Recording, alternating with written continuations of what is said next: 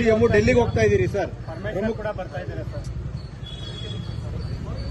ಯಾರು ಬೇಕಾದ್ರೂ ಬರೋದನ್ನ ಯಾರು ನಾವು ಬೇಡಕ್ಕಾಗಲ್ಲ. ಅವ್ರದ್ದೇ ಡಿಪಾರ್ಟ್ಮೆಂಟ್ ಕೆಲಸ ಇರ್ತದೆ, ಪಾರ್ಟಿ ಕೆಲಸ ಇರ್ತದೆ, ಎಲ್ಲ ಇರ್ತದೆ. ನಾವು ಡಿಪಾರ್ಟ್ಮೆಂಟ್ ಕೆಲಸ ಇದೆ, ಪಾರ್ಟಿ ಕೆಲಸ ಇದೆ, ಎಲ್ಲ ಸೇರಿ ಒಟ್ಟಿಗೆ ಹೋಗ್ತಾ ಇದ್ದೀವಿ.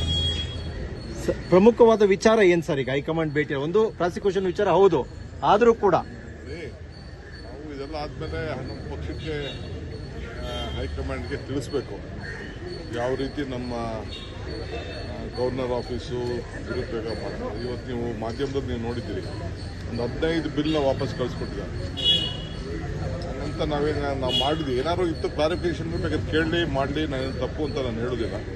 ಆದರೆ ಎಲ್ಲ ಬಿಲ್ನ ಯಾಕೆ ಪ್ರಜಾಪ್ರಭುತ್ವದ ವ್ಯವಸ್ಥೆಯಲ್ಲಿ ಸರ್ಕಾರಗಳು ಹಾಕಿರ್ಬೇಕು? ಬಿಜೆಪಿ MLAಗಳು ಹೋಗಿ ಹೇಳಿದ ತಕ್ಷಣ ಎಲ್ಲ ವಾಪಸ್ ಕಳಿಸ್ಬಿಟ್ರೆ ಹೆಂಗಾಗ್ತದೆ? ಸೊ ಇವೆಲ್ಲ ಇದೆ.